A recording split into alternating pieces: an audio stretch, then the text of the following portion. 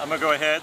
My name is Francis DeLuca. I'm the president of Civitas Institute. I want to thank all of you for coming out. It turned into a beautiful afternoon. I'll have a few remarks. At the end of these, I'll take questions. I'll be followed by Tammy Fitzgerald of the North Carolina Values Coalition, who has done great work on promoting and defending House Bill 2. John Ruskin will not be making remarks, but he's here from the North Carolina Family Policy Council. And we will close with Kelly Fedoric and Greg Baylor of the Alliance Defending Freedom to discuss Title VII and Title IX from a reality-based perspective, because what is coming out of Washington is not based in reality and is not based in law. About 30 minutes ago, I delivered a public records request to Roy Cooper in the North Carolina Department of Justice. This request was initiated because of the Wall Street Journal article, and if you didn't see it, I have a copy here, which published on May 3rd, which detailed Roy Cooper contacting the CEO of Salesforce to essentially encourage him and other business leaders to engage in economic blackmail against our state. In his March 29th news conference, Cooper said House Bill 2, quote, will set North Carolina's economy back. Cooper probably knew this because at the same time he wasn't doing his job as Attorney General defending laws passed by bipartisan majorities. He appeared to be actively recruiting businesses and organizations to economically harm our state. We want to know the extent state resources and personnel were used in this effort. At the end of last week, we saw the federal government wade into the HB2 debate with what amounts to federal blackmail. We wondered if Roy Cooper and his staff had also been communicating and been talking with their DC counterparts and planning this. So we added communications with the U.S. Department of Justice to our public records request, which brings us to today and how Attorney General Cooper will respond. I want to use his own words from March 2015. Roy Cooper said, "Real access to public information is a foundation of our freedom. North Carolina has a tradition of putting government out in the sunshine. The light of public scrutiny protects people." Let's see if Roy Cooper's actions speak as loudly as his words. And now Tammy Fitzgerald. Thank you. Good afternoon. Well, it seems that Roy Cooper, much like the Obama administration, is willing to engage in political maneuvers to help his own campaign. And based on information released last week to the public by the Wall Street Journal, we believe that the Attorney General has colluded with major corporate CEOs to cause economic harm to the state of North Carolina by inciting them to threaten and bully the state. The public deserves to know whether the Attorney General is colluding in this blackmail and bullying both with these corporate CEOs and the federal government. But let me just state right here and now for the rest of the nation, we will not be bullied, we will not be blackmailed, and we will not back down. This is about common sense. This is about allowing men into restrooms, locker rooms, and showers with young girls and women in schools all across this country. Now it affects the entire country, not just North Carolina. And so we will not back down in the face of the privacy and safety of our children. I would encourage the Attorney General to consider the state motto, esse quam videri, to be, not to seem. It seems that the Attorney General would rather pull the wool over the public's eyes about his collusion and involvement in this corporate bullying, as well as his involvement with the Department of Justice. Now, let me turn to the DOJ lawsuit. It is not the role of the federal government to mandate radical and extreme bathroom policies to the state, any state, but especially North Carolina, thus forcing our citizens into giving men access to women's locker room showers and bathrooms, and especially young girls.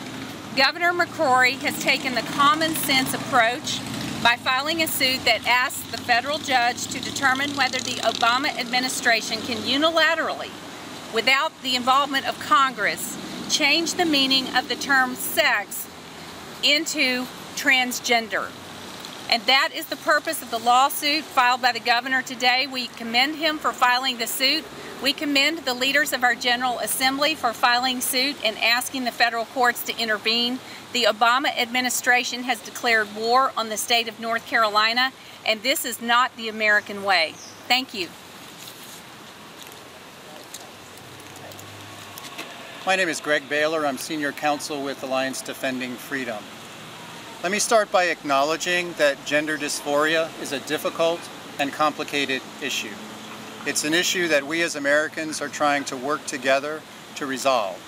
We acknowledge that there are competing interests on each side of this question, and we need to work together in compassion to try to come up with the right solutions to a difficult and thorny problem.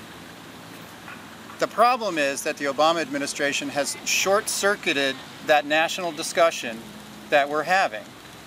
When Congress passed the Civil Rights Act of 1964 and banned sex discrimination in employment, it did not believe that it was resolving this question of how we should deal with gender dysphoria in public settings, in private settings, in employment, and in housing, in school dormitories, and all the rest.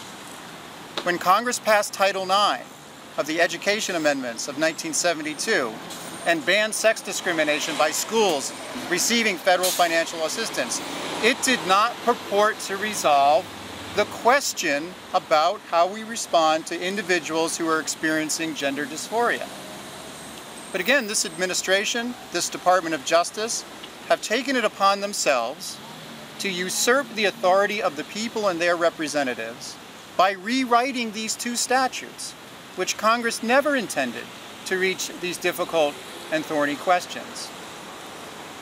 When Attorney General Lynch says that those of us who support HB2 and who support Governor McCrory's lawsuit, and support the legislator's lawsuit, are motivated by fear or misunderstanding, I reject that. I invite her to listen to our voices, to hear what we have to say about this issue, and not just assume that our motivations are coming from a place of animosity. That is not true. We love and would like to reach out to our transgender neighbors in a spirit of cooperation. But this lawsuit that the administration has filed and the enormous threat that it's placed not just on the government of North Carolina, but really on every business in the United States that's covered by Title VII, short-circuits that kind of conversation. And again, it is inappropriate for the executive branch to usurp the authority of the Congress and rewrite these statutes. And that's why we stand today with Governor McCrory and the legislature in their challenge to the department's lawless actions. Thank you. Hi, I'm Kelly Fedoric, legal counsel with Alliance Defending Freedom.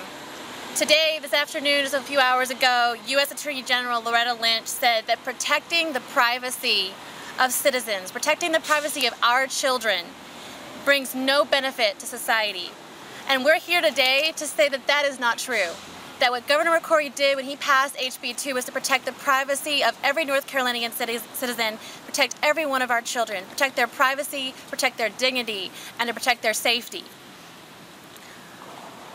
Americans all over this country have an expectation of privacy when they enter into a restroom or a locker room, and they expect that there will not be a member of the opposite sex there. And it's more than an expectation. It's a right. That right is secured by the Constitution. It's the right to privacy. And today and last week, the federal government has launched an attack against that right. Americans deserve that those governing them will uphold and follow the law. And instead, the Obama administration continues to illegally distort the law and ignore legal precedent to benefit powerful Washington lobbying groups and other interests. But let me be clear. HB2 and protecting privacy in the restroom is perfectly consistent with federal law. That includes Title VII and it includes Title IX. And the government and the Obama administration and the Department of Justice should be ashamed of themselves for attempting to establish a new and inaccurate interpretation of what Title VII and Title IX say. For faster service, please Today, Governor McCrory is to be commended for standing up for the people he represents and refusing to put a price tag on the privacy and safety of women and girls. Unfortunately, the Department of Justice has put a price tag on our privacy. And today, as North Carolinians and as Americans, we must stand up to that, and we commend the governor and the General Assembly for fighting back and for standing up for the privacy and safety of all citizens, and to ensure that the federal government does not continue in its bullying tactics, spreading falsehoods about what federal law requires. Thank you. At this point, we will take any questions that anyone might have.